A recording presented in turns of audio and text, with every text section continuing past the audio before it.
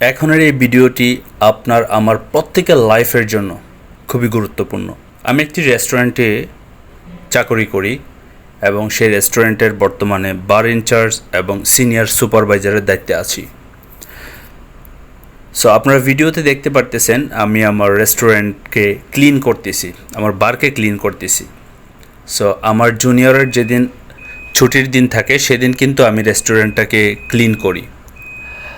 আর এই বিষয়টা আপনার সাথে কেন শেয়ার করছি, এর কারণ হচ্ছে আমরা যখন একটা পজিশনে যাই, পজিশনে যাওয়ার পর আমাদের দৃষ্টিভঙ্গি পরিবর্তন হয়ে যায়, আমাদের কাজের অ্যাক্টিভিটিস পরিবর্তন হয়ে যায়।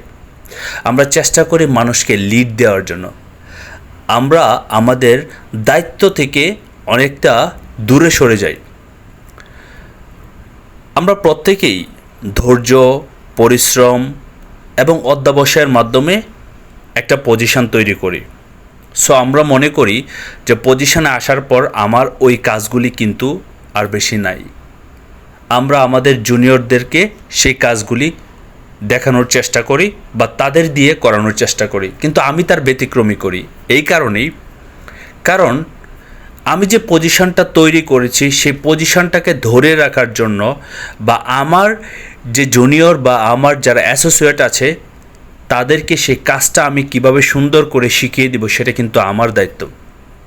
পজিশন হওয়ার পরে আমরা মারাত্মক যে ভুলটা করি সেটি হচ্ছে আমরা আমাদের কাজের অ্যাক্টিভিটিসটা কমিয়ে দেই, আমরা শুধু লিড দেই।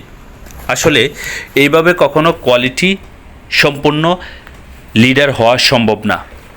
আপনাকে কোয়ালিটি সম্পন্ন লিডার হওয়ার জন্য আপনি যখন স্ট্রাগলের মাধ্যমে, পরিশ্রমের মাধ্যমে, ধৈর্যের মাধ্যমে আপনার পজিশনটা তৈরি করবেন, সে পজিশনটাকে আরও সুন্দর, আরও আপগ্রেড করার জন্য আপনাকে আগের চেয়ে বেশি দায়িত্ব নিতে হবে, আপনাকে আগের চেয়ে বেশি কাজ করতে হবে এবং আপনাকে এমনভাবে কাজ করতে হবে যেন আপনার জুনিয়র বা আপনার অ্যাসোসিয়েট যারা আছে তারা আপনাকে দেখে শিখে, তারা আপনাকে দেখে বুঝে।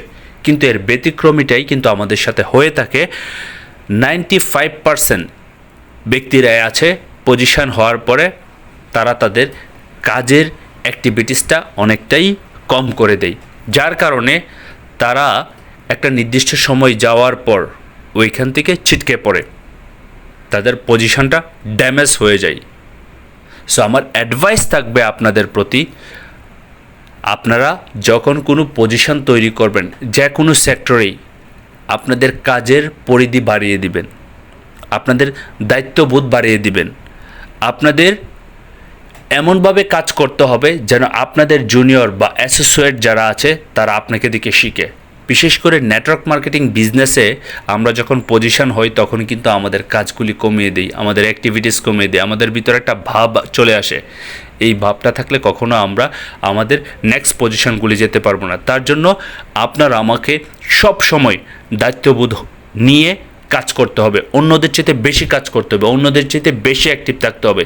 তাহলেই কিন্তু আমরা একজন কোয়ালিটি সম্পন্ন লিডার হতে পারবো।